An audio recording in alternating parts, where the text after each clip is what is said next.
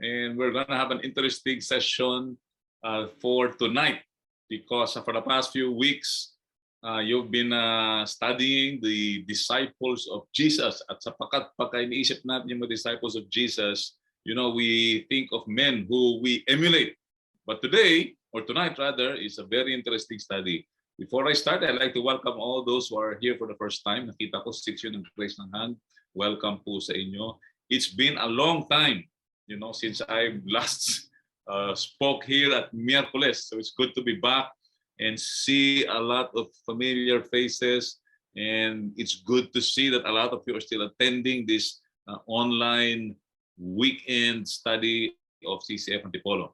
So before I start, you know, just to give credit where credit is due, I don't know, perhaps yung mga speaker ninyo I've already mentioned that this study is based actually on a book. And the book is a book by John MacArthur called 12 Ordinary Men.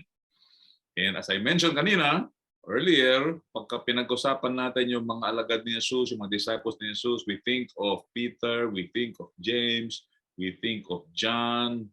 And they're not perfect, but today, you know, we look upon them and we emulate them, di ba? We humahanga tayo sa character nila, sa godliness nila, sa halimbawa nila. But tonight is an interesting study because ang ating pag-aaralan ngayon is someone who is very seldom spoken of. At kung babanggitin man siya, it is always in the negative. So, do you know who this person is? Kilala niyo ba itong taong ito? This person is Judas. Judas Iscariot. So, you know, you might be thinking, ano nang matutunan ko kay Judas? Diba? What can I learn about Judas? But you know, there's things that we can learn from his life. And there's a reason why he is in the Bible. And there's a reason why Jesus chose him. So yung mga ating pag-iisipan as we go into the study are questions like this. That these are certain questions that we will wrestle with as we go to our session this evening. First question is it possible that you are walking with Jesus, following Jesus, and yet you don't have a genuine relationship with Jesus? Is that possible? Secondly, what is it possible for bad things to happen to godly people or good people? Diba? Many people have struggled with that question. You know, good things happen. You know, if bad things happen to bad people, parang okay lang, diba? In fact, some people rejoice. But if bad things happen to good people, nag-i-struggle tayo. We struggle because we question God. Say, Lord, why is that happening? If you are God and you can control and you are sovereign, why do you allow bad things, yung mga masamang bagay, to happen to good and godly people?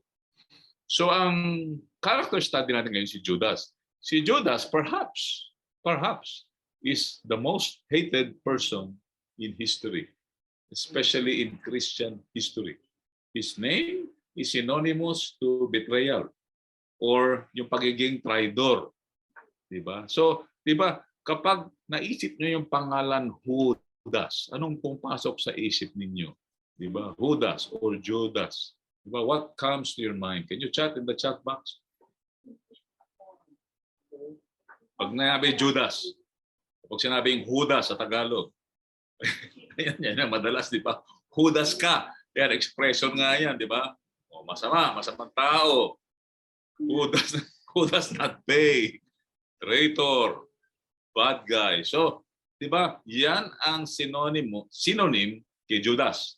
Traidor. Di ba? So, he is known as a person who not traidor. Bakit? Kasi maraming paraan para mag-traidor sa isang tao.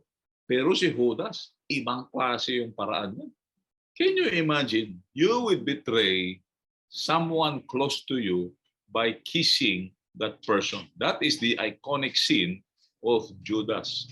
Diba? Kasi pag hinalikan mo yung isang tao, that means you are paying homage, you are showing love, you are showing affection, tenderness, respect to the person that you are kissing. It is a picture of love. Pero si Judas, ginamit niya yung halik para i-identify si Jesus para i-betray siya. Kaya nga siya ang pinaka-hated person in history. Sabi, tama si Carlos, di ba? Nakaroon tayo ng expression dito sa Pilipinas, yung Judas ka. His name, Judas, appears last in every biblical list of apostles. Lagi siyang huli. In fact, in Acts chapter 1, wala na yung pangalan niya. Tinanggal na. Every time Judas is mentioned in Scripture, we also find a notation about him being a traitor. Imagine, every time babalik niya yung pangalan niya, sabihin niya, he is the traitor. And then he committed the most horrible, heinous act of any individual ever. He betrayed the perfect, sinless, holy Son of God for a handful of money.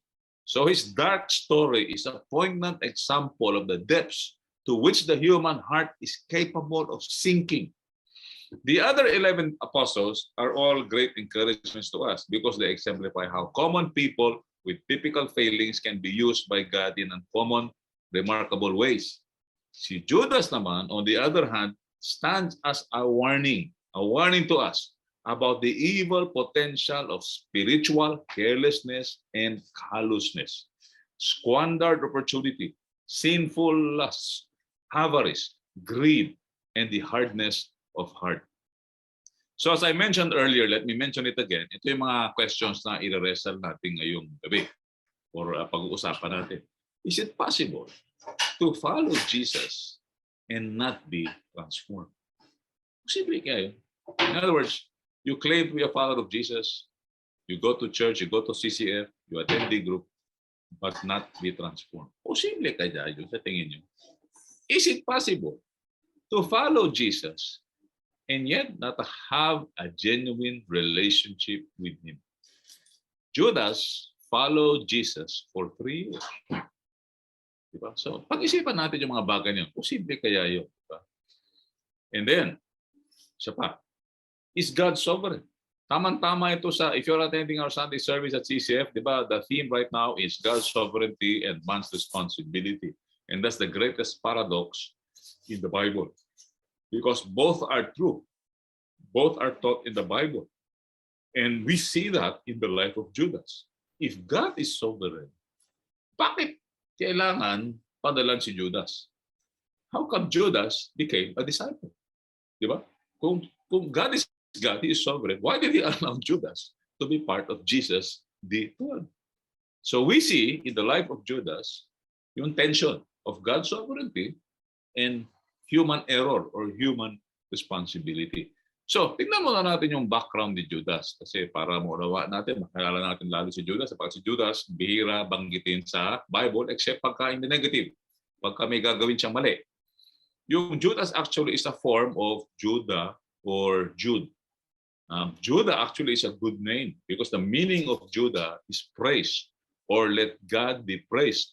So this is an indication that most likely his parents saw potential in Judas, that he is a person who would be godly, who would praise God, who would do wonderful things for the Lord. Ironically, hindi na nangyari kay Judas. Perhaps his parents had high hopes for him, pero nangyari, instead of him being led by Jesus, he was led by the enemy. He was influenced by the enemy. Yung Iscariot naman, hindi siya apelyido or last name. Yung Iscariot actually identifies where he came from. So the word Ish is man, and Keriot is a town. So literally, Iscariot is a man from Keriot. So probably Judas came from Keriot Hezron, a humble town in the south of Judea. Judas is a common name. He is an ordinary person.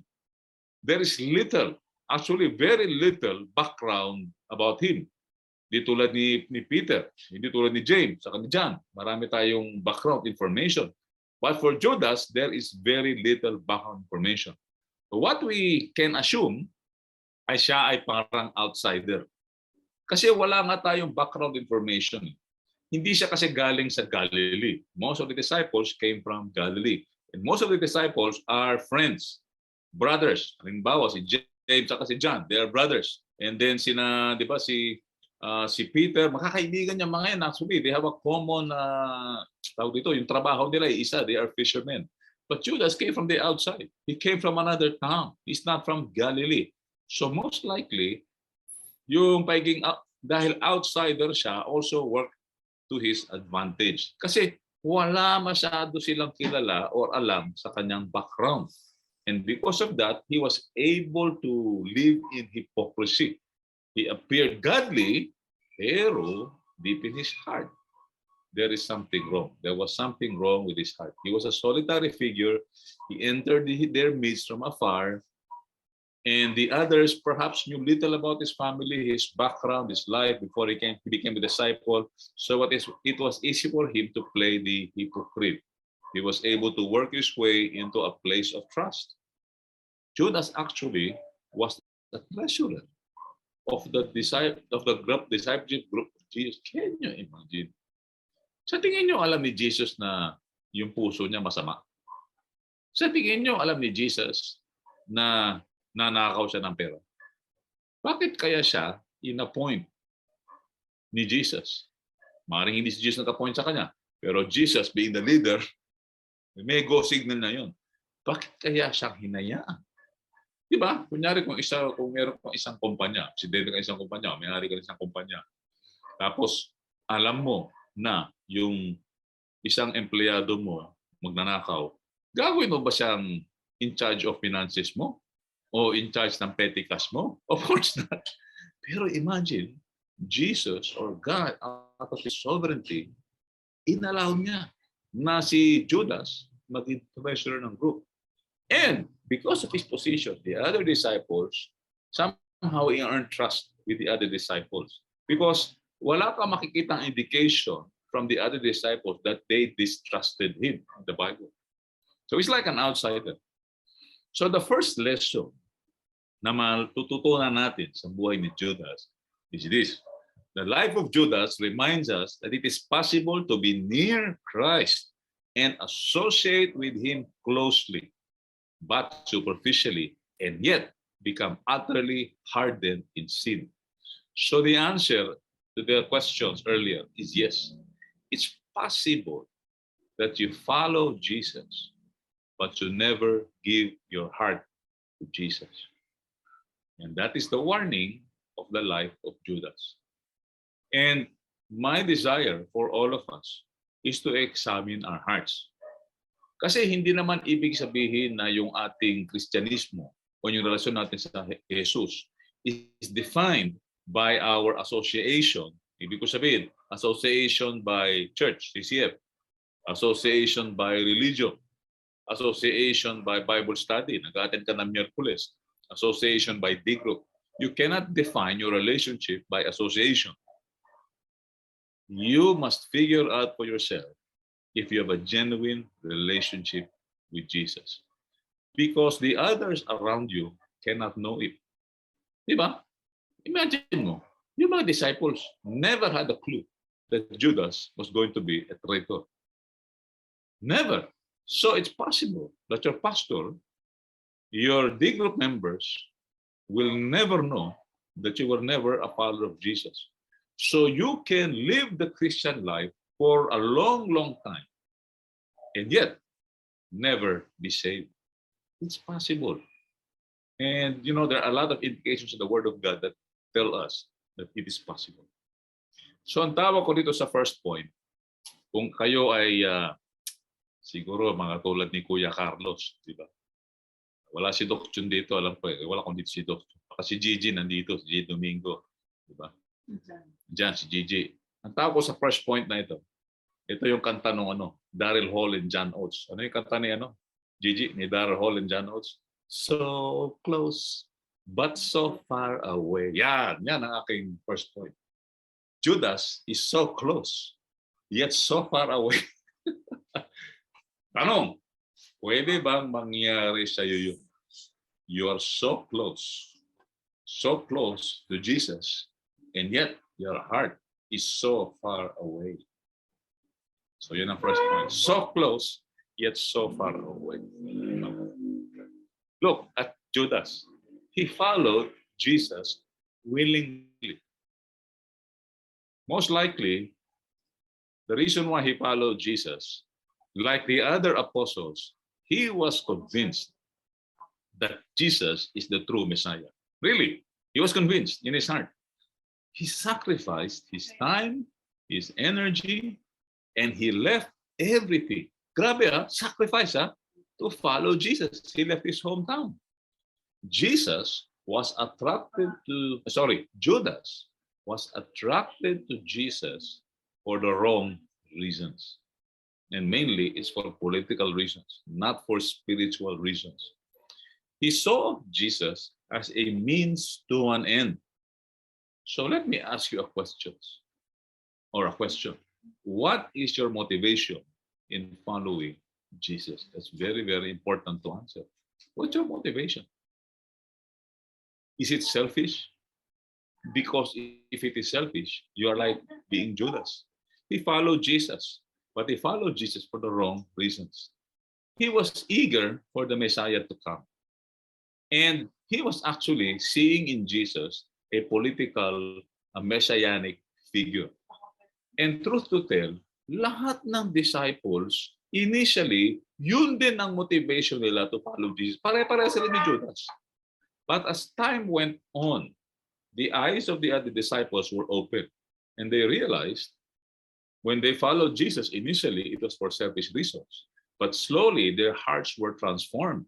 And they realized that Jesus wanted to transform them into fishers of men. The other disciples was able to catch on to the vision of Jesus. But Judas was the only person who did not catch on. So, ganun ang nangyayari kay Judas. Okay? He desired the restoration of Israel. He saw from liberation from the Roman occupation. He saw in Jesus, because of his power to lead, to speak with authority, perform miracles. He saw in Jesus the fulfillment of the messianic monarch prophesied in the Old Testament who would establish the kingdom of earth. Kaso, si Judas, iniisip niya, ngayon na. Gusto ko ngayon na. I-overthrow mo yung Roman government. At sa totoo lang, si Peter, even si James and John, yun din ang kanilang motivation initially. You can see that in the Bible. In fact, si James and John, if you remember, sabi nila, Lord, pag na-establish mo na yung kingdom mo, permit that one of us will sit on your right and the other one on your left. Si Peter asked Jesus, what reward will you give us? He asked that in Matthew 19, verse 27. So lahat sila, initially, had selfish reasons to follow Jesus. But slowly but surely, their hearts were transformed, but not Judas. His heart was never transformed. And that was the problem of Judas. He left everything to follow Jesus. He had given his life to following Jesus. But he never gave his heart to Jesus. So, is it possible that you are following Jesus? You even sacrifice to follow Jesus. You even serve at church and sacrifice your time and energy. But you never have given your heart to Jesus. Mga kapatid, let's have a heart check. This is the lesson of the life of Judas. He followed Jesus out of a desire for selfish gain. You would notice two major character traits of Judas. Number one, he was a hypocrite. He was a hypocrite. The gospel suggests that he had long been growing progressively, disillusioned, embittered towards Jesus habang tumatagal. But he hid it from everyone. Why? Because no one had a clue except Jesus. Jesus already knew in John chapter 6, he referred to him as the son of a devil. Jesus already knew that he's going to be a traitor. But you know what's amazing about Jesus? He never said anything. In fact, he extended grace towards Judas. But the other disciples never had a clue. That's why, possibly, that you follow Jesus, you are part of a Christian community, and yet the people around you have no idea, no clue that you are not a true follower of Jesus. So he was a hypocrite. In Matthew 26, there was a story, a story of Mary of Bethany. Mary of Bethany. And many of you know this story. He came to Mary of Bethany. Mary is actually the sister of Lazarus. When he came there, before he was going to his last trip towards Jerusalem, Mary did a very, very honorable, worshipful act. What she did was she got a pound, heavy, it's perfume, it's oil, very costly perfume, very expensive. And we know that it's expensive because Judas estimated that it can be sold for 300 denarii. Grabe, you know how much that is? That is almost 1 year's salary of an ordinary person during that time. It's very expensive. And what Mary did was when Jesus was there, he used the oil to clean his feet, and he wiped his feet with her hair. Now, when she did this act as an act of worship, si Judas ang nag-react. Sabi niya, sayang naman yung oil. Sana binenta na lang natin at binigay natin sa mga mahihirap. So this is the another character quality of Judas, yung kanyang greed, yung kanyang avarice. He was greedy. Because John, of course at that time, si John, hindi niya alam. But writing in hindsight, later on, reflecting on that incident, John wrote in John chapter 12, verse 4. Ito yung sinabi ni John. Judas Iscariot, one of his disciples who was intending to betray Jesus, said, "Why was this perfume not sold for 300 denarii?" Ito yung sinabi ko, and given to the poor people. Sounds religious, no? Parang very godly, no? Parang very noble. Sayang naman yun. Di ba? Sana binenta na lang natin ay binigay sa poor, di ba? Parang ang babayad. In fact, in the book of Matthew, if I'm correct, the other disciples agreed with him. Nag-agree sa kanya. But look at what John, nag-comment siya. Parang reflecting after that incident, he wrote in verse 6, "Now he said this, not because he was concerned about the poor." In other words, he was a hypocrite. But because he was a thief. He was greedy. As he had the money box, he used to pilfer what was put into it. In other words, alam nila now na magnanakaw pala siya. Magnanakaw siya ng pera, ng koleksyon ng mga disciples. Jesus responded to Judas. Look at Jesus' response. "Let her alone so that she may keep it for the day of my burial. For you always have the poor with you, but you do not always have me." Jesus knew about his hypocrisy. But you know what amazed me in this story? He never exposed Judas for his real motive. He never said, "Ikaw, hypocrite ka." But he's just saying, let her alone. She is worshiping me. She's preparing me for my burial. But he never exposed Judas for his hypocrisy. So here you can see the grace of Jesus towards Judas. You know, talking about greed, the Bible warns us, the love of money is the root of all sorts of evil. Some, by longing for it, have wandered away from the faith and pierced themselves with many griefs. This verse is a prime example of Judas because his greed led to his misery. Many of us know the end of his life. He committed suicide. So yung kanyang greed na i-hand over si Jesus for 30 pieces of silver, nakatulong ba sa kanya? In fact, he became more miserable. And this is what the verse is exactly saying. If you are greedy, it will not result to peace, but instead it will result to misery. It will result to grief. And that's exactly what happened to Judas.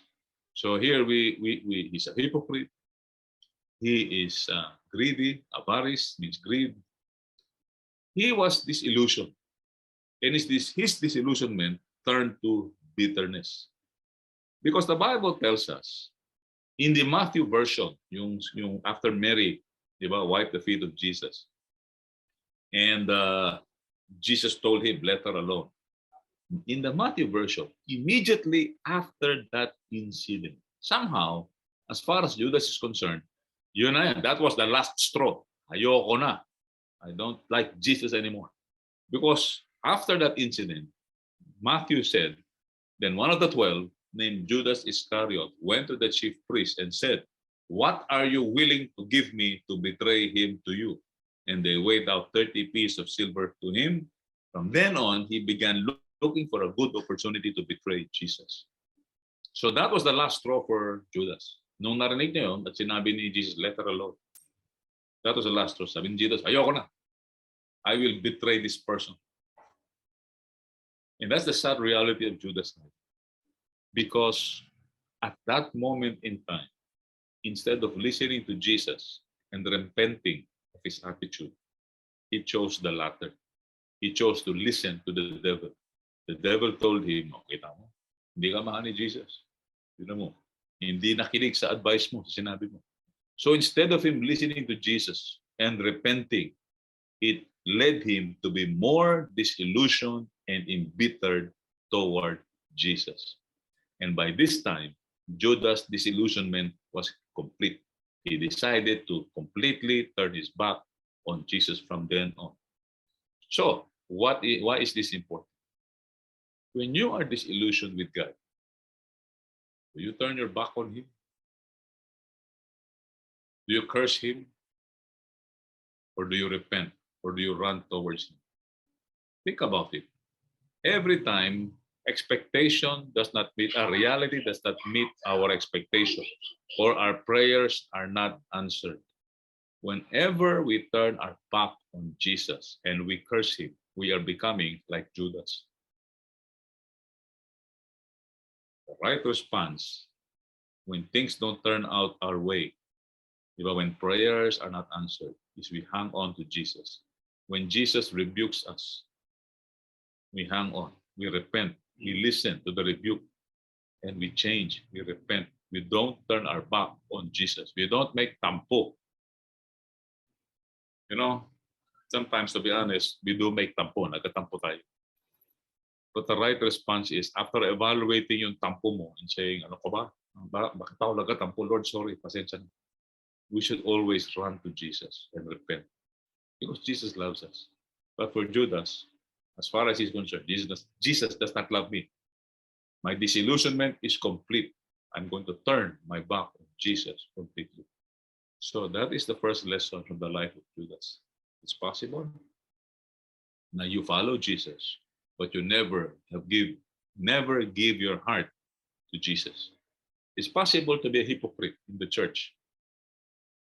It's possible to play dalawang mukha. So ang tanong, meron ba tayo? You know, our response should be like the disciples.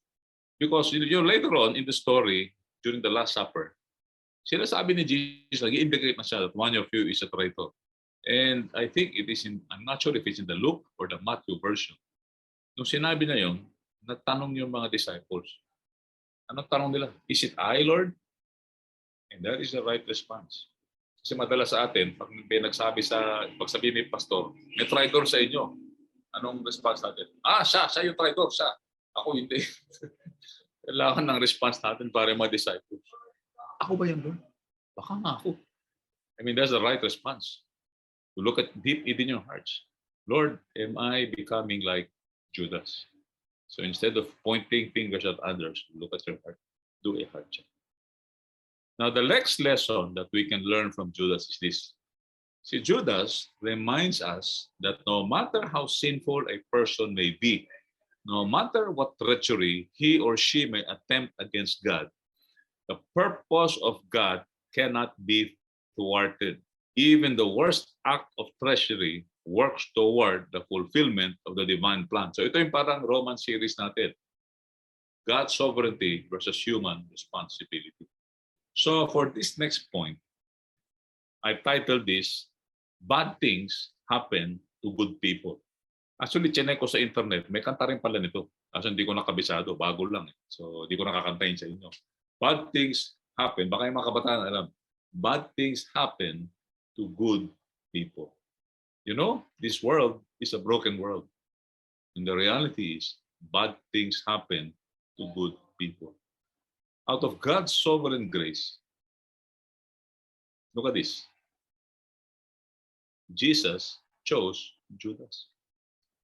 Kung alam mo na yung isang, kunyari, D-group leader ka, alam mo na itong tao ito, tatraidorin ka, kukunin mo ba sa D-group mo? Hindi, di ba? Pero si Jesus, pinili siya. That's amazing. That is amazing. And if you look at the Gospels, Jesus never said or did anything to reject Judas. Never. Never. Walang si Jesus sinabi na, alam nyo, na tinawag ng 11, alam mo, tribal yan. Yung sinabi niya nung bandang dulo na, when he was about to commit the act. But throughout a 3-year ministry, Jesus never said or did anything to reject Jesus. And perhaps, I would like to think, perhaps even Jesus was reaching out to him. Maybe. I do not know. Ito pa ang masakit. Jesus, at the time of the upper room, in the Last Supper, before the Last Supper, he washed the feet of Judas. Imagine mo, kung ako yun, baka nung paanan ni Judas, baka kubuha ako ng kutsilyo, sabay sinaktan ko ng gano'n. Kung alam ko, di ba? Pero winas niya. So the tension between God, divine sovereignty and human choice is manifest in Judas' call. How do we know that?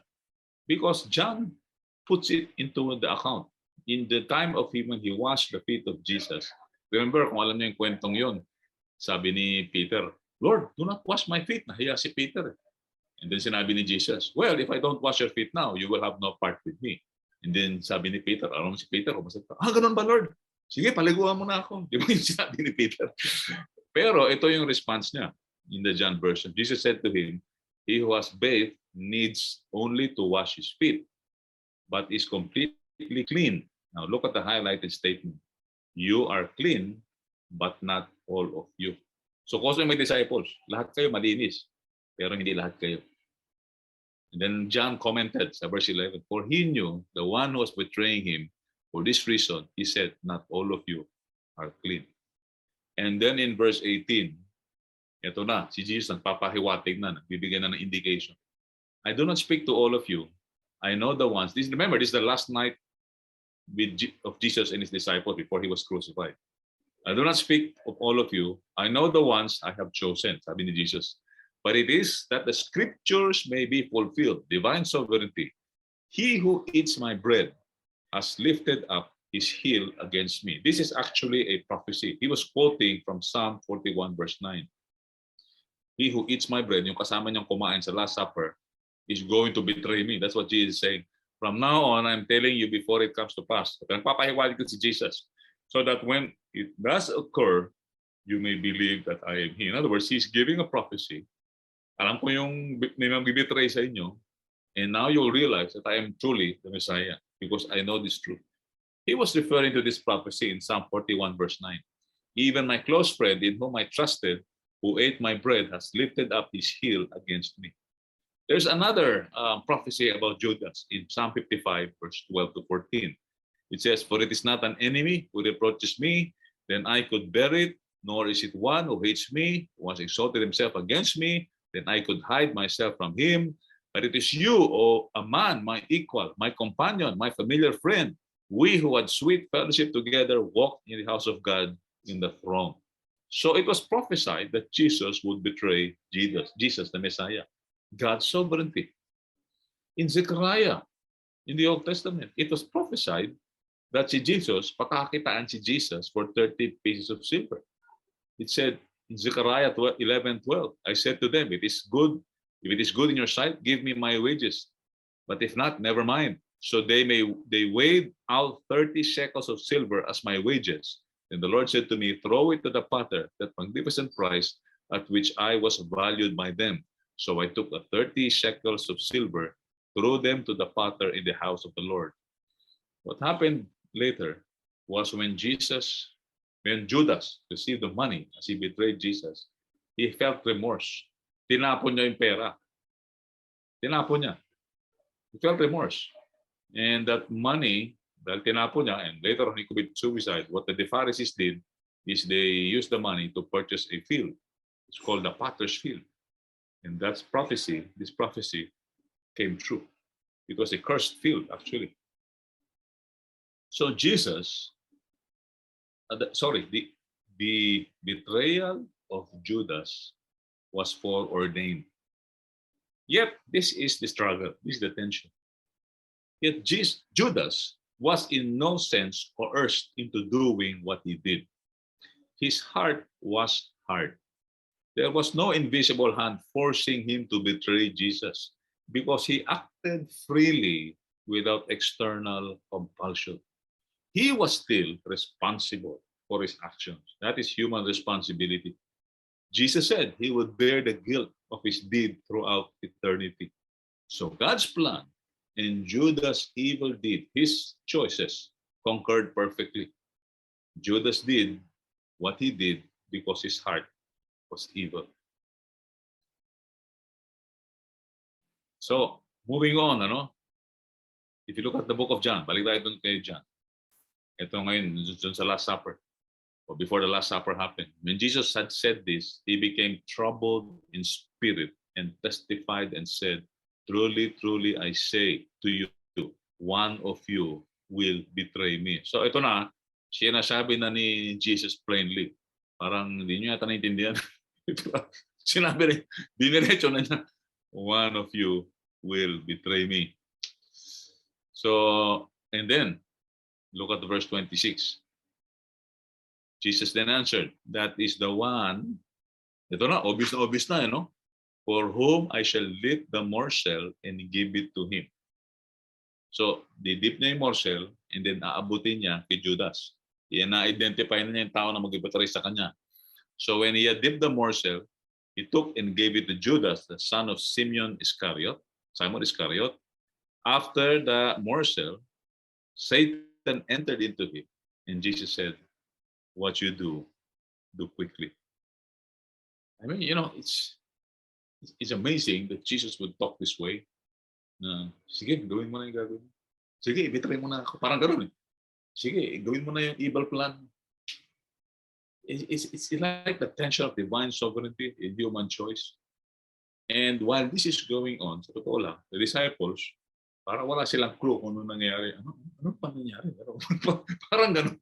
In other words, si Judas was so successful in his hypocrisy that even at this point, the disciples had no idea what was happening. In fact, the other account said, siguro sinabi ni Jesus, magbigay ka ng pera sa mga mahihirap o to buy something. Akala pa nila, wala pang masamang intention si Judas. But in this point, in essence, it's like Jesus was handing him over to Satan. Sin has triumphed in his heart. Satan has moved in. And Jesus was saying, "I release you into the hand of Satan."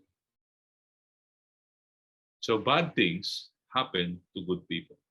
Take comfort, mga kapatid.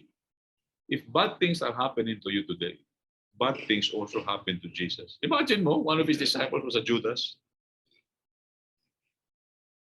And this is where, similar to the account of Joseph, Judas did it for evil, but God meant it for good.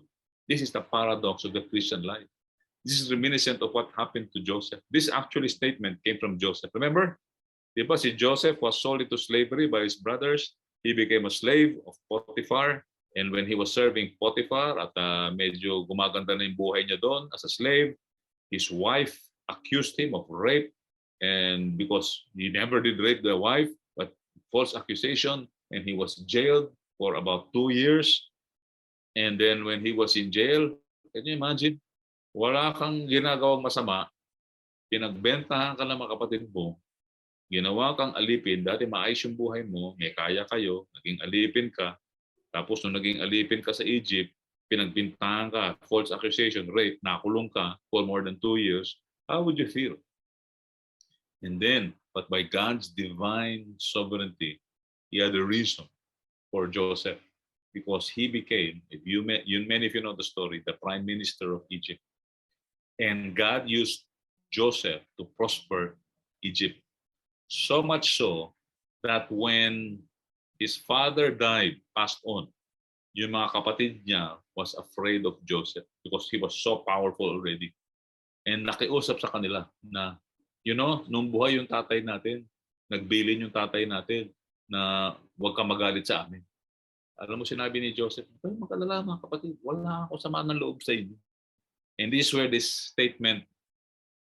said the statement, You meant it for evil. Hindi siya he did not mince words. Hindi siya yung tawag dito, yung diretso yung sinabi. Yung hangarin nyo, masama eh. You meant it for evil. Kayo mga kapatid ko, kayo mga kuya ko. But God meant it for good. And that's why I have no ill feelings towards you. And this is the same with Jesus. Judas meant it for evil, but God meant it for good. Now, this is a reality in the Christian life. Because Jesus gave a parable about this reality, and that is called the parable of the wheat and the tares. Yung wheat, di ba? Form of grain. Yung tares, para siyang grain, pero weeds siya. Alam niyo ba yung kwentong yun? Naibigay ng kwento si Jesus, the parable of the wheat and the tares. The Bible says in Matthew 13, verse 24, ang kaharian ng Diyos, sabi ni Jesus, parang ganito. There was a man who sowed good seed in his field. Nagtanim siya ng good seed. But while his men were sleeping, habang tulog siya at yung mga tauhan niya, the enemy, very important to understand, the enemy, yung kalaban came and sowed tares. Nagtanim ng mga weeds among the wheat. And then he went away. And then verse 26, when the wheat sprouted at bore grain, nung nagbunga na yung weeds, yung tares also nag-sprout. Naging evident also. In other words, sabay silang tumubo. So sabi ng mga alipin, yung mga slaves of the landowner, sabi nila, Sir, di ba nagtanim ka na mga magagandang seed sa field mo? Bakit may mga bakit may mga weeds? Ayun, bakit may mga weeds? And he said to them, an enemy has done this. Now, that's a very important statement. In other words, it was Satan who did this. In other words, sources of our problems today, that's one source of our problem today, a major source of our problems today is the enemy.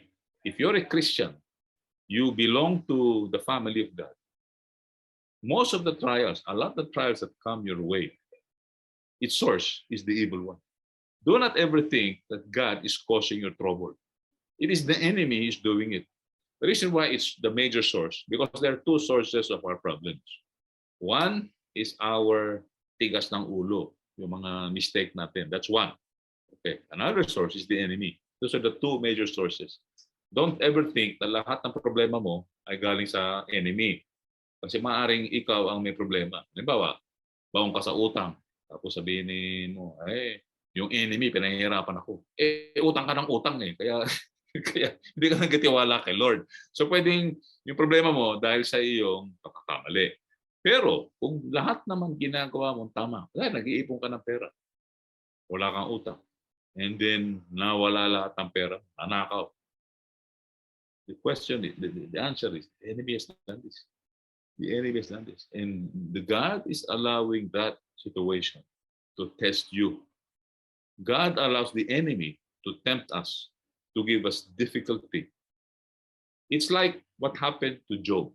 What happened to Job? God allowed the enemy to kill his family, remove his business, but God never allowed the enemy to harm him. So, the enemy can only give us problems up to a certain point that God allows it. So that is God's sovereignty. And that is the reality in the Christian life. A lot of our problems, a lot of our struggles, a lot of our temptations is the enemy. The enemy has done this. And the slaves, ito yung sagot ng mga slaves. Kung ganun pala, di tanggalin natin, di ba? Ganun naman kasimple yun eh. Sabi na, Lord, tanggalin natin yung mga weeds. But tinan mo yung sagot ni Lord sa verse 29. No, for while you are gathering up the tares, you may uproot the wheat them. In other words, God is allowing the bad things to happen to good people. That is the paradox of the Christian life. The next, allow both to grow together until the harvest. And the time of the harvest, I will say to the reapers, first gather the tares, bind them in bundles and burn them up, but gather the wheat into my barn. So what are the lessons learned in this parable? First, hypocrites will be expected in the church. Okay, hypocrites or people who actually are not saved. Kasama natin sila. That's a reality. And second, that is the work of the enemy. Hindi yung galing kay Lord. Tinatanim talaga ng enemy yun. Nandun talaga sila. Hindi natin alam kung sino sila, pero nandun sila. And then number 3, any attempt to remove them would be in vain. Why? Because God is allowing them to be there. Grabe, no? God's sovereignty. And then number 4, God would use even the evil person to accomplish his purpose for his glory. But at the right time, God will separate the enemy, the agents of the evil one, from his children, and he will burn them up at the right time. Now, when that time will come, we do not know, but we continue to trust in the Lord. That is our role. So, bad things happen to good people. You know, many of you love this verse. Chineto ni Pastor Peter a few weeks ago. And many of you have memorized this verse. Romans 8:28 says, we know that God causes all things to work together for good to those who love God, to those who are called according to his purpose. Observation. We know. We know. In other words, if you're a true Christ follower, you know. You know that God causes all things, good, bad things to happen in your life. You know that. And God is causing all of that to work together for your good. But the condition is this working together for good is given to the person who loves God, who are called according to his purpose. And for what purpose? Well, verse 29 tells us, for those whom he foreknew, he also predestined to become conformed to the image of his Son, so that he would be the firstborn among many brethren. So the purpose of trials and tribulations, bad things happen to good people, is that you will be conformed to the image of Christ. You will develop Christ-likeness. That is God's goal for your life. That's why bad things are happening to good people. And take comfort, because the person who went through these bad things happen to good people is Jesus himself. Because of Judas, he went to the cross. He willingly allowed him to do bad things to him so that this would happen to him. And because of what Judas did, Jesus now has set us free, has saved us from sin and death. So the bad intentions of Judas turned out for our good, because that is God's sovereign plan. God is sovereign. He allows the bad things to happen to good people for a reason and a purpose. And at the end of it all, God's name will be glorified. His purposes will prevail. So, anong application po natin? Number 1, heart check po tayo. Do we really belong to Jesus? Yung attendance nyo po sa Miyerkules doesn't define your relationship with Jesus. Yung attendance nyo sa CCF, yung attendance nyo sa D group does not define your relationship with Jesus. You need to really ask yourself, am I a genuine follower of Jesus? The Bible even tells us, test yourselves to see if you are in the faith. I-test mo yung sarili niyo. Examine yourself. Do you not recognize this about yourself, that Jesus Christ is in you, unless indeed you fail the test? How would you know? The basic evidence that you are a follower of Jesus is you will bear fruit.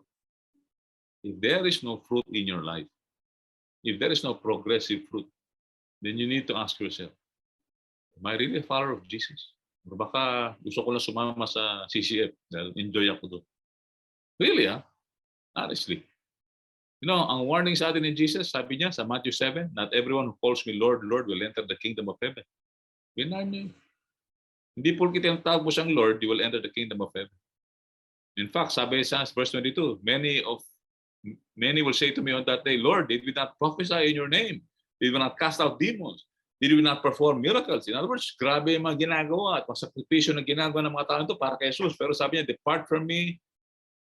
I never knew you who practice stories. In other words, they were living a lifestyle of sin. Tinatawag nila si Jesus Lord, but they were living a lifestyle of sin. In Luke, Jesus was asked, Lord, kukunti lang ba ang masisave? At sinagot ni Jesus, sabi niya, something like this, strive to enter through the narrow door. For many, I tell you, will seek to enter and will not able. In other words, he described the door to salvation or the door to heaven as a narrow door. In other words, maraming gustong pumasok, kukunti lang ang makakalusot. And then he gave this story. Once the head of the house gets up and shuts the door, you begin to stand outside, knock on the door, saying, Lord, open to us. Then he will answer and say to you, I do not know where you are from. In other words, he describes the heaven. It's like you are entering, and then at the last moment, the door will be shut by Jesus Christ. And when the door is shut, yung mga tao sa hindi nakapasok will knock and say, Lord, di ba dapat save kami? Nakaatin kami ng sisip, nakaatin kami ng Merkules. Bakit ayaw nyo kami mapasukin? Parang ganun.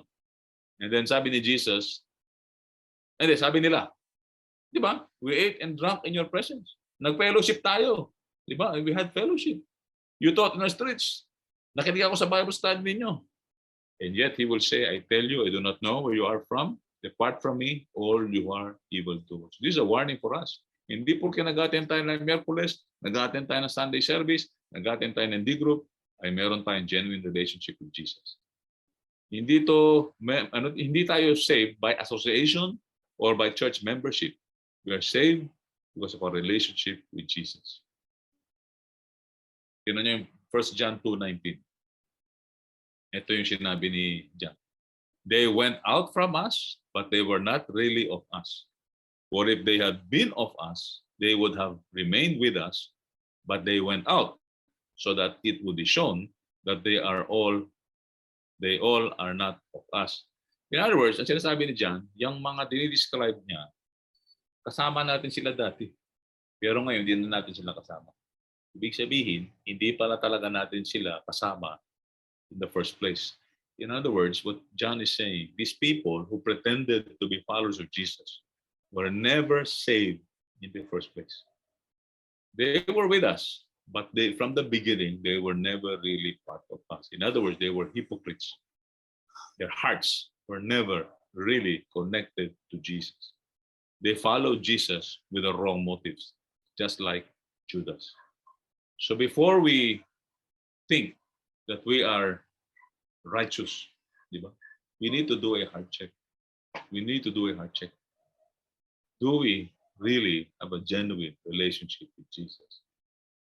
Second, how do we respond in trials with unmet expectations? Kasi gano'n nangyari kay Judas. Sa simula, sumusunod siya kay Jesus, pero yung expectation niya didn't meet much reality. Naging disillusion siya, naging embittered siya kay Jesus. How do we respond? Do we respond like Jesus? Sabihin natin, ayoko na. Parang kwento yan. Pag yung gusto ko hindi nangyayari, I turn my back on Jesus. We blame God or we blame Jesus. Tignan yung end ng buhay ni Judas. Napaka-miserable. This is the ending of his life.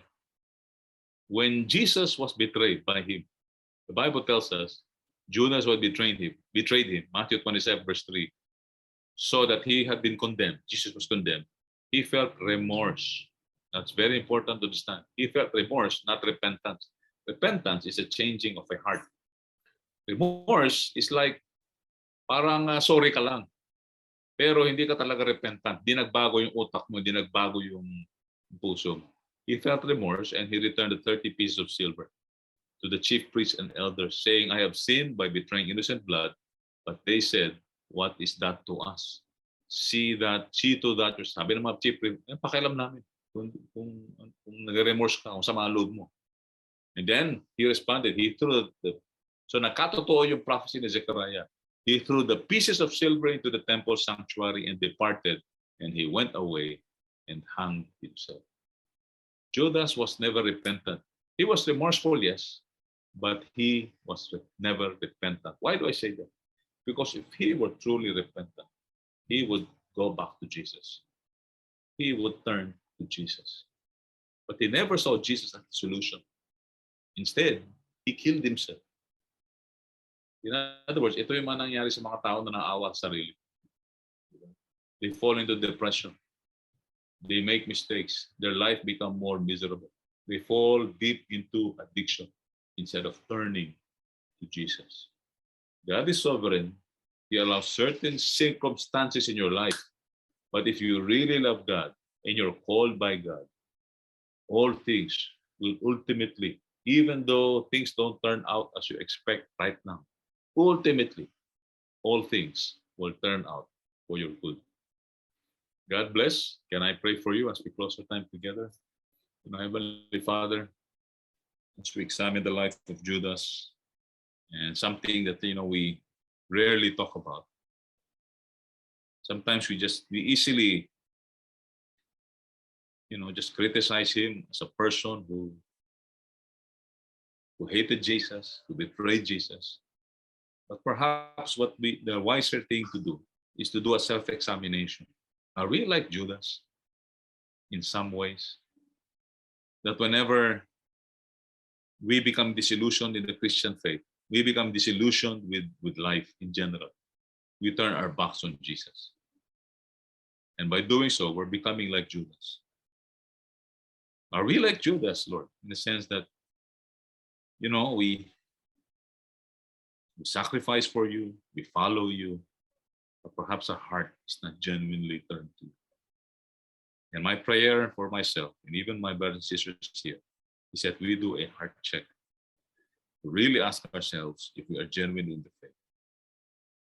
And I pray, Father, that this lesson will hold value to us so that the life of Judas will be something that will be an example for us to avoid. And as we know you more, just like the other disciples started out with the wrong motives as well. But as they developed their relationship with Jesus, their hearts were transformed and they began to see you as the Lord and Savior. And that is my prayer for myself. That's my prayer for my brothers and sisters here. Thank you. May you bless the rest of our time together. This we ask and pray in Jesus' name. Tanong. Okay, so first question. Si Peter also denied Jesus 3 times. Di ba matinding kasalanan ito? How different is this from the sin of Judas? Okay, so I think I would call Pastor Mark for this to start off our question and answer.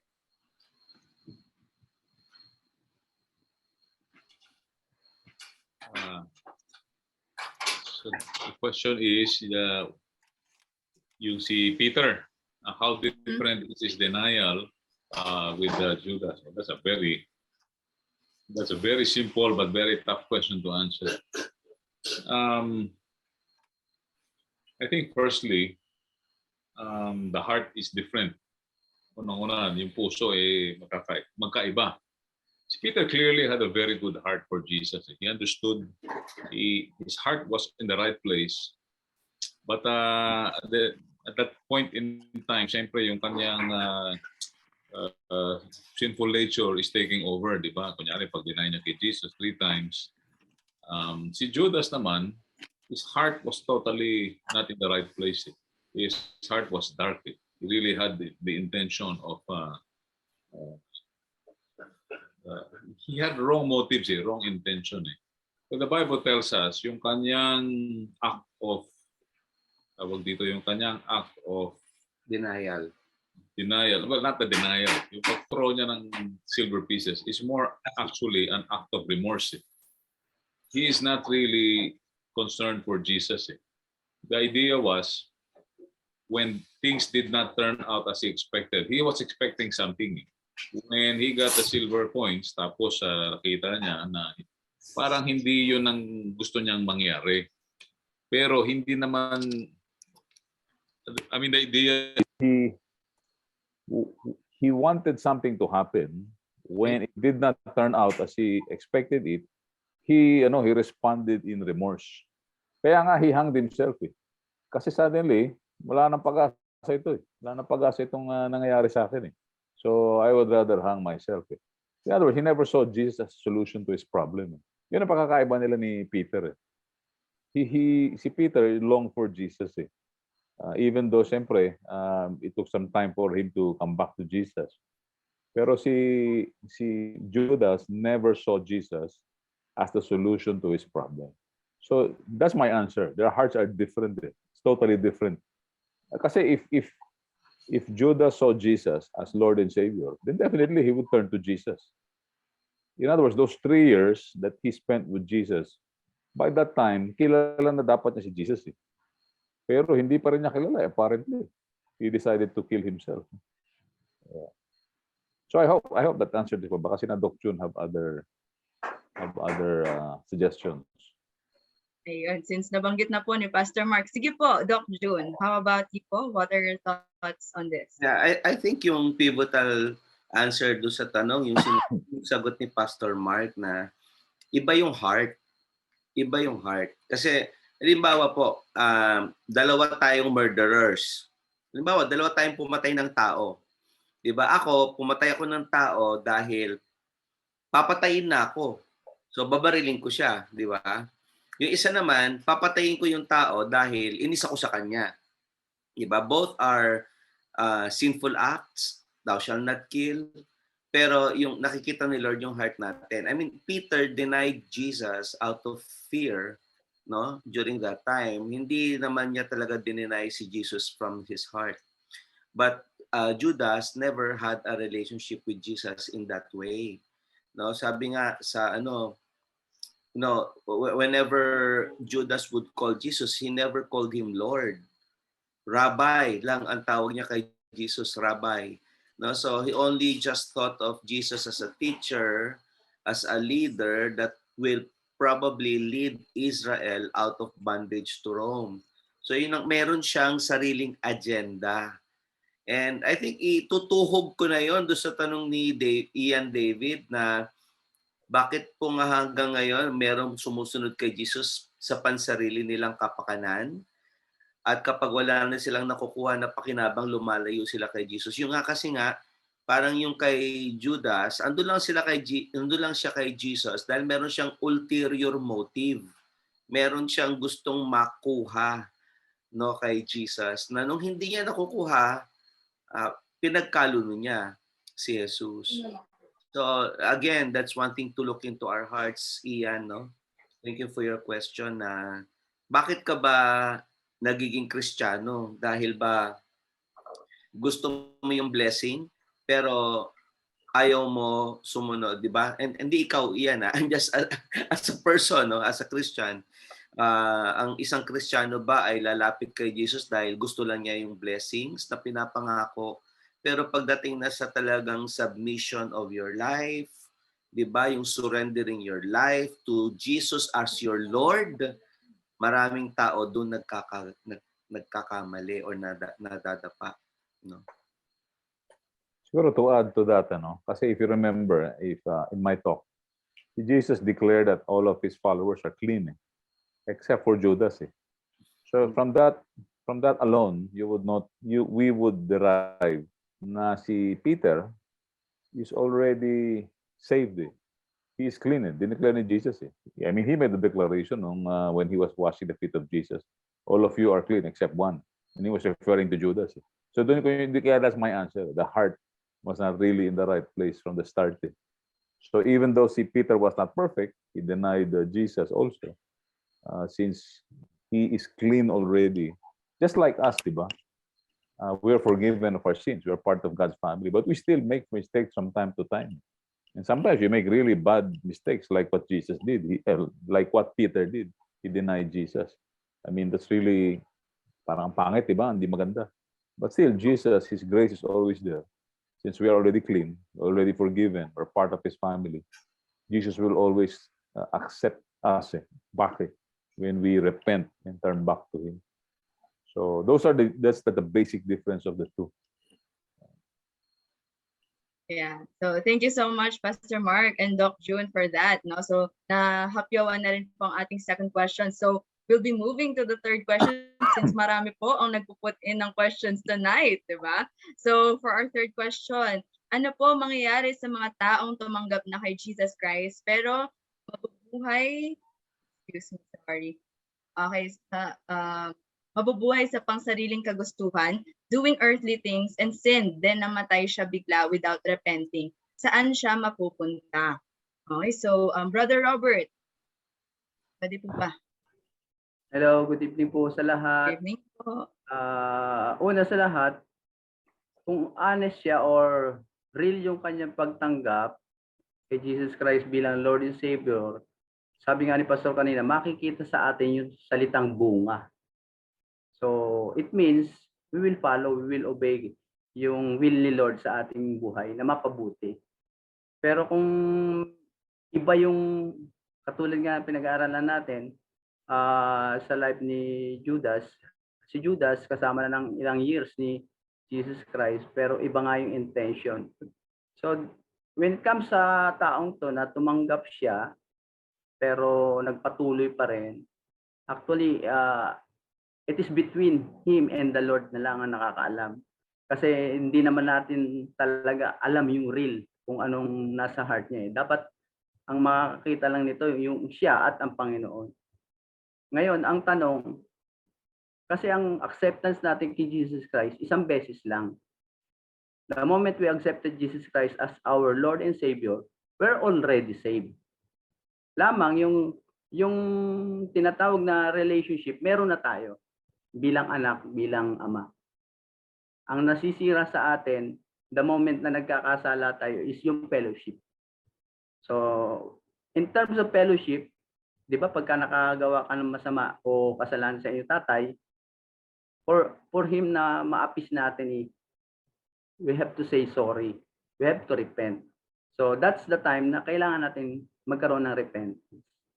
So, yun lamang po sa akin. Dapat maging real yung heart natin, and then whenever we commit sin or mistakes, hidden man yan o obvious man yan, we have to ask forgiveness. Yun naman po. Ayun po. Salamat po, Brother Robert.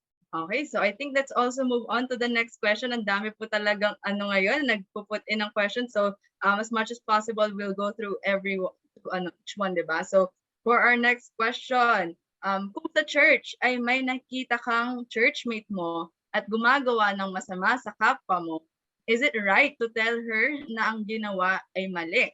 Okay, so for this one, let's call on Brother Art Adriano. Tama ba? Yun ang tanong, di ba? Tama ba? Tama. Opo, is it right? Tama to correct your brother or sister na may ginagawa siyang hindi tama. Kaya lang, yung hindi tama, paano mo i-measure? Ano ang basihan? Maliwanag ba na sinasabi na yung kanya ginagawa ay labag sa Biblia? Pag ganoon, pagsabihan natin yung kapatid na hindi tama yung ginagawa niya ayon sa Biblia. Pero kung hindi ko lang nagustuhan yung ginagawa niya, yung personal lang ba, hindi ko type. Pero wala naman sinasabi sa Biblia yung ginagawa niya. I don't think may right ako na impose sa kanya yung aking standard. So I hope clear, no? If it is clearly said in the Bible na yung kanyang act ay hindi tama, bilang kapatid, katungkulan kung i-correct siya. With Thank love. you so much. With love. Yeah, let me read from Siyempre. Galatians 6:1. Sabi ng Galatians 6:1, just to reinforce what our brother Art said. Sabi ng Galatians 6:1, dear brothers and sisters, if I'm reading from the NLT version, if another believer is overcome by some sin, you who are godly should gently and humbly help that person back into the right path and be careful not to fall into the same temptation. In other words, tama, the answer actually, I agree with Art, is if you saw. If your brother and sister has committed sin, a sinful act, you should restore. It is your responsibility actually. Really, it's your responsibility. Kaya nga maganda yung kinwalify ni Art. Hindi naman, kung hindi mo lang gusto, hindi naman kasalanan. doon nakakaroon ng qualification. If it's a clear trespass or sin, it's your responsibility to really restore that brother or sister gently. Ang hindi kasi ng mga gandang nangyayari sa body of Christ, we don't restore the person. And then we tell others. Yun ang malyog na wag niyong gagawin. Sasabihin niyo, nakita ko itong si kapatid, may ginawang kasalanan. Parang nag-chismis ka pa eh. Ikaw nang magsabi, di ba? And then, of course, the Bible also tells us, if your brother or sister does not listen to you, you bring another person. Diba? Hopefully, who also saw the act of trespass. But yun lang gusto ko i-reinforce. No? I agree with Art, and that is your responsibility to gently restore that brother who is caught in a trespass. Yes, thank you so much for that, Pastor Mark and Brother Art. So this is also a question for Pastor Mark. No? So what could have happened if Judas did not do what the devil wanted him to do, or being a traitor?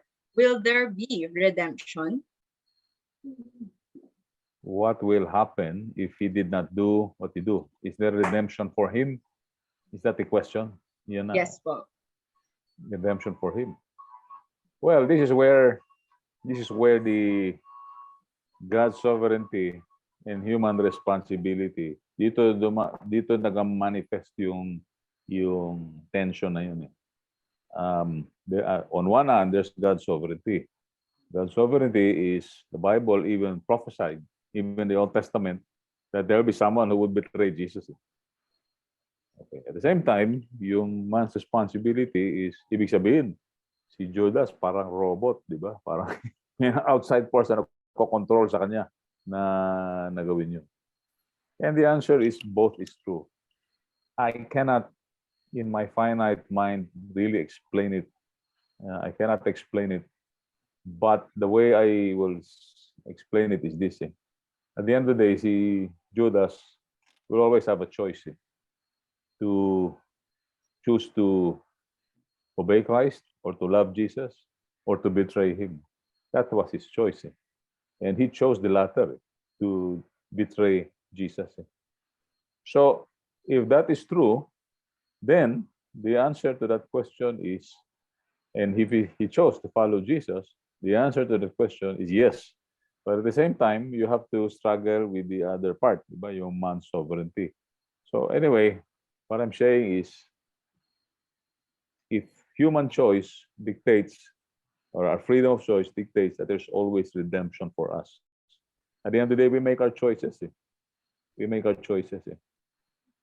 It's difficult to explain, pero the way si Pastor Peter explains it is, unless God intervenes in the heart of a person, then hindi pipili. Kasi tayo naturally, our hearts are dark. Naturally, we have a sinful nature. We have a tendency to sin. But the reason why we respond to God right today is because God intervened in our lives. So may mga tao that God does not intervene in their life. And pagka hindi nag-intervene si God sa buhay nila, they choose to disobey. Yun ang nangyari kay Judas. So hindi naman siya robot, pero pinipili pa rin niya. Kaya niya pinipili yun because from the start, his heart was dark. But can he choose to obey God and be redeemed? Nothing is impossible with God. He can still choose that. And if he chooses that, the Bible says, to answer the question, there is still redemption kasi we have choices. Diba? Parang nakakalito yung sagot ko, but it's really difficult to explain. Itawag nga ng mga scholars yan, it's the paradox of the Christian life. Both are true. And we cannot explain it. I hope I can, but I don't have the mind of God. So, pagdating natin sa heaven, tanong natin si Lord. Tuloy-tuloy po ang question and answer hanggang sa heaven. Okay, so I would like to actually go through this question. So, bakit ata si Satan kung kani-kanino pumapasok? Katulad po kay Judas, pumasok siya. Brother Robert, sige po. Ang trabaho po kasi ni Judas, ni Satan, is to steal, to kill, and to destroy. Yun po yung priority niya, primary goal niya, is to distract our attention kay Christ para maging follower. Kasi the moment na naka Christ tayo, doon siya parang gigis na mawala tayo. If ever na wala tayo kay Christ, hindi niya na tayo guguluhin eh. Kasi wala na tayo. It means nasa panig niya na tayo. That's why ang purpose niya, tayong mga follower, yun yung unang-una niyang dinidestabilize, especially sa family. Sino ba yung mga nandyan na tawagin na natin mga leader, ang tatay, sa church, yung mga D-group leader, pastor, or sino-sino man na nagli-lead for them na ang purpose niya ay wag magpatuloy. It means wag dumami tayo, wag tayong mag-sprout, wag tayong mag-multiply, wag tayong magkaroon ng assembly. Kasi the moment na nag-assembly tayo, hindi siya masaya.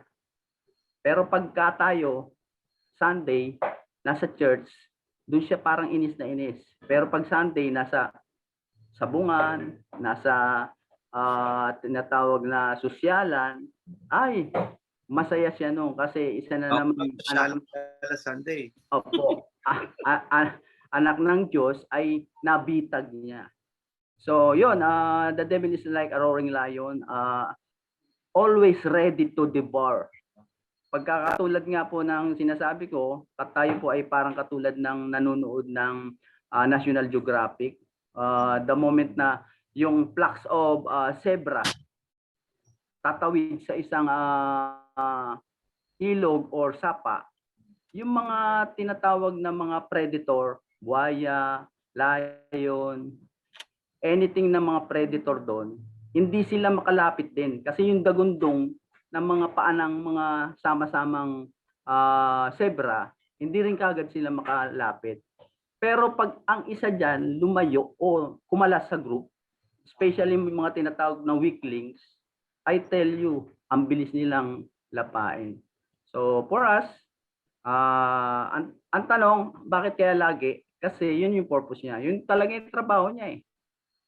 Ang atin naman, ang role naman natin is para ma-strengthen ang ating faith, devotion, prayer, fellowship, worship, and then ito po yung in the middle of the week, ito pong platform na to na tinatawag na Miyerkules, ito po yung i-enhance sa atin sa faith para wag tayong manghina in the middle of the week. So yun po, thank you po. Ayun, grabe, may nalaman pa tayo about the zebras and the predators. So actually, that's a wonderful na illustration. So thank you so much, Brother Robert. Now, I would like to hear... Can I add sa shinare ni Robert? Kasi that's a very question that's very important to answer. Totoo lang, kung tayo ay nakay Kristo, if we are in Christ, hindi na tayo pwedeng well, this is the way I put it. We now belong to Christ. We are no longer under Satan. We have transferred from the kingdom of darkness to the kingdom of light. Now, is it true na pwede pa rin tayo ma-influensya ni Satan? The answer is yes. But the reason why that happens is because we give him access sa buhay natin. That means, ibig sabihin nun, kay Kristo na tayo. The idea is we are under Christ. And Satan basically is powerless. Powerless na siya to destroy us, especially pero nangyayari because we allow him access. Paano yun? Di ba? Sabi na, what verse is that? That says, in your anger, do not sin. In your anger, do not sin. And then, art? Or the devil will have a foothold in your heart. Oh, lest the devil will have a foothold. The idea is, usually, when we allow bitterness in our hearts, Christian na tayo, we allow bitterness, or sometimes, may mga Kristiyano, di ba? I don't know how they're thinking. They delve in demon activities, Christian na sila. Pagka ganon, sabihin ng kalaban, aha, ikaw gusto mong bigyan ako ng access. Papasok siya ngayon. You're allowing him access. So in other words, it's our choice. Dahil ginagawa nito yun, pumapasok siya. And allow him somehow to have some influence in our life. That's the idea of demonization. Kaya nga minsan may issue of demon possessed, yung mga gano'n na ang tanong, are Christians, can Satan still influence Christians? Well, yes, because we allow him to. We allow him. We become bitter. Actually, yan daw ang favorite sin ni Satan. Pag nagkaroon tayo ng bitterness sa puso natin, binibigyan natin siya ng access sa buhay natin. And therefore, somehow, na-influensya pa rin tayo. So to answer the question, hindi naman siya papasok-pasok basta eh. Kasi nakay Kristo na tayo. Kaso tayo din ang may kasalanan eh. Ina-allow natin siya ng access sa buhay natin.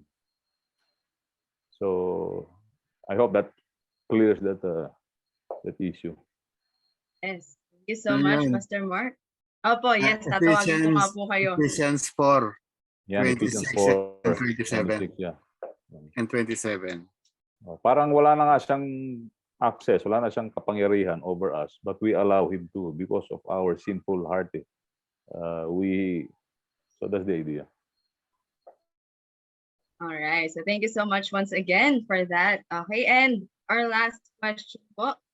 Bakit kaya Jesus did not call the attention of Judas about the wrong things he was doing while he was with him for 3 years? So na, Doc June, ito na po ito. Okay. So thank you for that question, Ate Sil. Again, a difficult question to answer. Pero actually, when I was reading this question, I remembered suddenly, Jesus preached to all the apostles. Yang tare, yang wheat, yang repentance, yung I am the Lord. Kumbaga, narinig ni Judas lahat yan. So, kumbaga, he heard the gospel. He was at the forefront. He received all the blessings that the apostles received. I'm sure he cast out demons.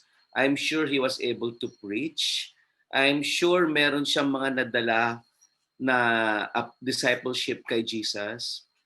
Kasi even sa Last Supper, hindi alam ng mga apostles kung sino yung magbe-betray kay Jesus kasi lahat sila magkakamukha naman eh, di ba? Di ba? Alimbawa, 12 kayo, tapos, Uy, Judas, bakit hindi ka makapag-cast out ng demons?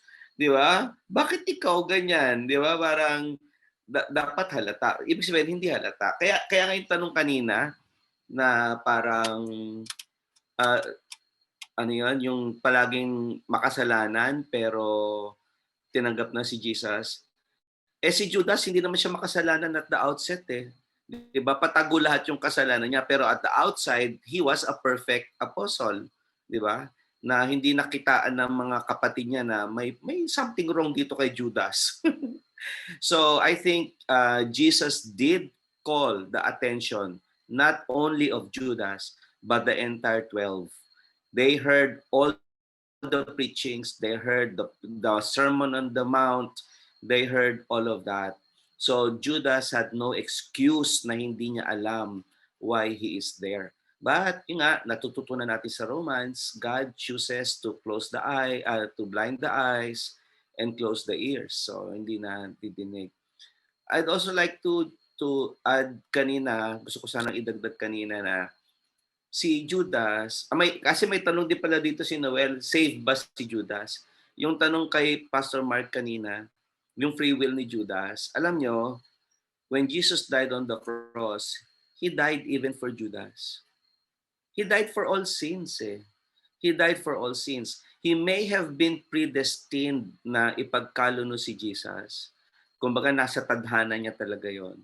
Pero alam mo, the free will is present until the end eh. If he could have just repented, I'm sure meron din salvation para sa kanya kasi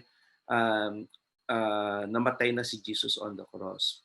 So, but na point out ni Pastor Mark kanina, he was only remorseful, no? Hindi siya repentant.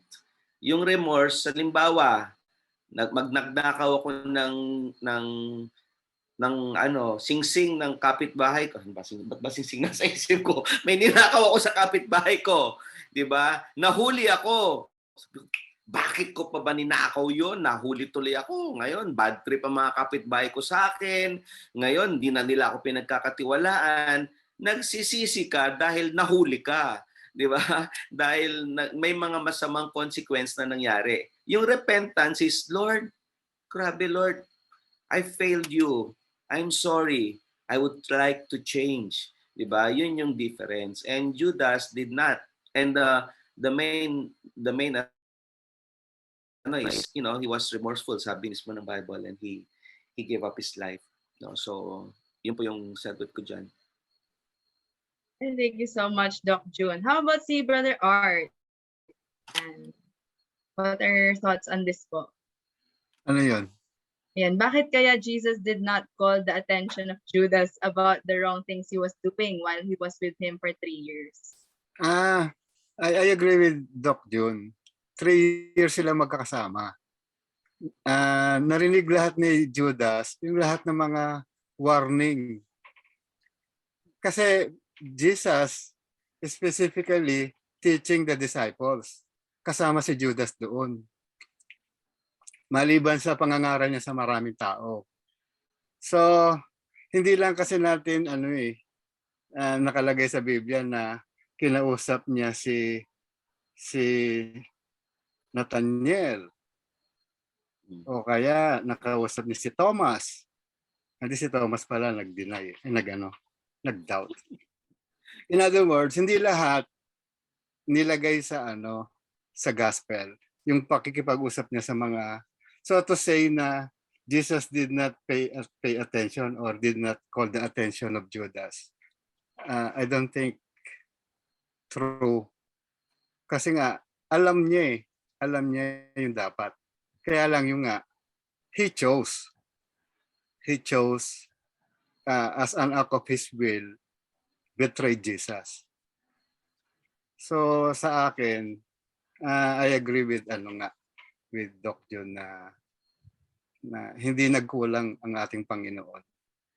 At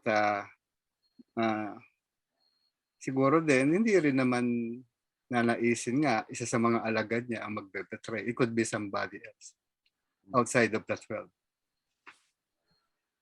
Pero naisip ko lang yun. Ayokong guluhin yung ating pag-aaral ngayong gabi. Okay, thank you so much, Brother Art. And syempre, Pastor Mark. Well, I think the only thing that Jesus did was he never exposed the heart of Judas.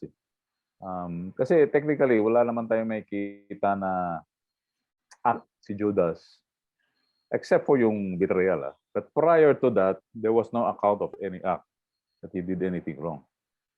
And the reason why I say that is because even the disciples were convinced that he was a godly person. Nakuha niyo? Kasi pati yung mga disciples, naloko niya eh. Diba? In fact, nung sinasabi nga ni Jesus, one of you will betray me. Sabi, sino? Hindi na alam ko sino. So anyway, the only thing that Jesus did was he did not expose his heart. So siguro, kung yun yung question ni Ate Silvia, bakit hindi in-expose ni Jesus yung heart? I don't know, out of his sovereign grace and will, he never did that. And perhaps that's where the manifestation of the sovereign will of God and the human responsibility, doon nakakaroon ng tension eh. Parang what I'm saying is Jesus knew what was in his heart, but he never exposed it publicly until yung Last Supper. Di ba? Sinasabi niya, nabibigay na. Di ba, nakakatawa nga yung biblical account. Sabi niya, di ba, he was giving hints that one of you is not clean, ganon. Pero dinay-gets nila. Andun sa dulo, sabi ni Jesus, one of you will betray me. Parang, hindi niyo makuha ba sinasabi ko? Ito na nga sabihin ko, one of you will betray me. Biglang sabi nila, ako? Is it I? So, but prior to that, he never exposed his heart. Because there was no account that Judas did something wrong. Nakukuha niya ibig sabihin. Kasi even at that time, yung kay Mary of Bethany, that account, napaka-godly no statement niya eh. Diba? Sabi niya, why wasn't this perfume sold for 300 denarii and give it to the poor? Para sabi ng mga disciples, napaka-godly talaga ni Judas. Diba? Naisip niya yun. Diba? Pero si Jesus alone knew his heart. So that was the only thing that Jesus did not do. He did not expose his heart until the hour during the Last Supper. So, I mean, that's how I would answer it. That's the only thing that Jesus did. He never, because there was no account that Judas did anything wrong. In other words, he was a hypocrite through and through. Apparently, all his actions were right until the end. So if his actions were right, nobody called him out. Even Jesus, di ba? Nobody called him out. Kaya, kasi madali na makita natin ng isang kapatid may maling ginagawa, just like another question earlier. We saw a brother and sister in Christ doing something wrong and we called them out. But Judas, there was no account that he did something wrong. Everything that was wrong was in his heart, in his mind, but he never expressed it into actions until the last. The crucifix, yung betrayal niya kay Jesus. So yun. Ayun So I po. hope that gives some linaw sa Opo. tanong mo. Yes, thank you so much, Pastor Mark. Nagre-raise hand si Doc June. Yeah, meron lang kasi akong naisip tungkol diyan sa tungkol kay Judas kasi dun sa Gospel ni Matthew, 'di ba nung nagtatanong, is it I, Lord? Is it I who will betray? Even Judas asked Jesus is it I? Pero hindi Lord, Rabbi. No, Rabbi. Kasama siya doon sa tanong, is it I? Oo, nagtanong siya, is it I? No, is it I, Rabbi? So, kumbaga up to the end, he never really called Jesus as Lord, as God. No, teacher lang talaga sa kanya. And si Jesus exposed his heart when he said, "You have said so." Diba during that time, kasi I don't know when Satan entered Judas, pero I think during that time, Judas' heart was already hardened. No, was already hardened. Kaya madali na talaga siyang makuha ni Satan. So I think even at that point, I think that pivotal moment, Pastor, no, I'm just trying to wrap my head around what's happening. 'Di ba kung sinabi ni Jesus sa iyo 'yon, ikaw nga, 'di ba parang, ha? Bakit ako, Lord? Lord naman, maawa ka naman sa akin. 'Di ba dapat ganun yung reaction mo eh. No, ayoko, Lord, please. Kung mahal mo talaga si Jesus, 'di ba?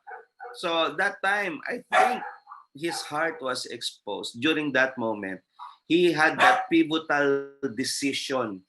I will betray him or not.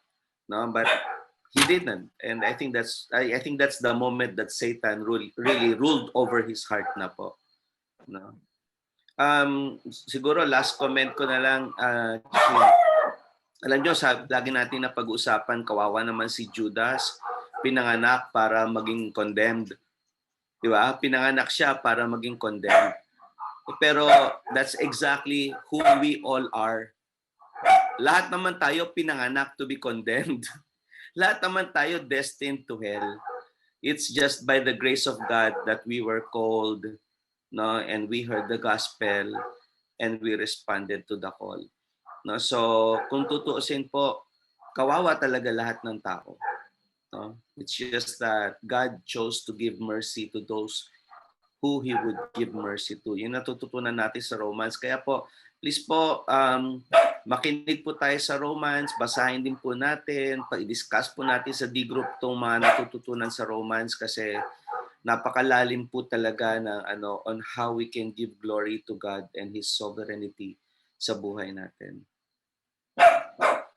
Yes, what a way to end our question and answer. So thank you everyone for your questions. I'm glad now we went through all the questions tonight, and of course to all our COS who accommodated the questions. Thank you so much. So once again, ayan, wala tayong unanswered questions, but if you do want to start a conversation or you still have a question sa sarili niyo po, no, you can freely ask on our Miraculous Facebook page.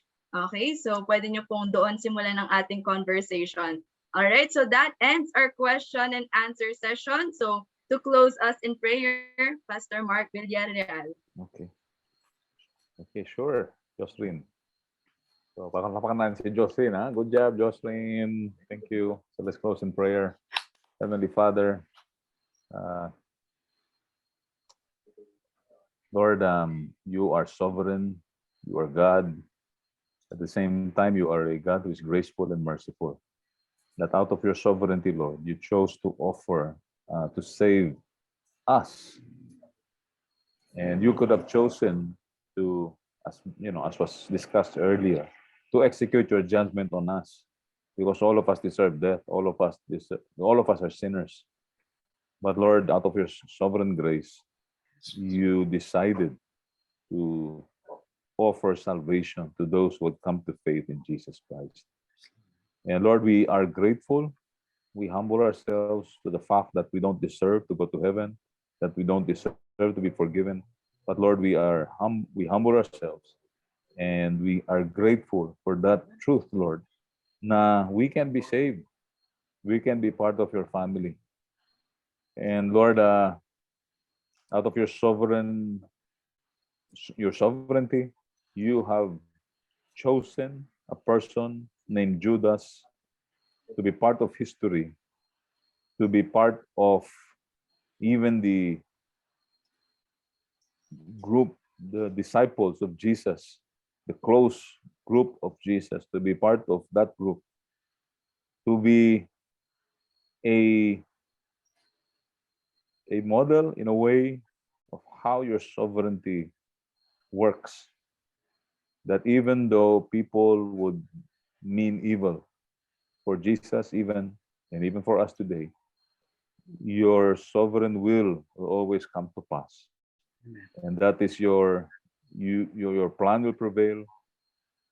Your grace will continue. That even though the enemy is there and the agents of the enemy is there, Lord, yung plano nyo pa rin sa aming buhay ay ang matutupad. At Lord, kami ay nagpapasalamat. Ang panalangin ko po sa bawat isa, including myself, Lord, is that even though there are bad things that would happen to us, and even bad people who will do bad things to us, may we never remove our eyes on you. That we will not make the mistake of turning away from you and conclude and say, di ka naman pala totoo, Lord, di ba? Kasi bad things are happening to me. Bait-bait ko, but bad things are happening to me. But that is the choice of Judas.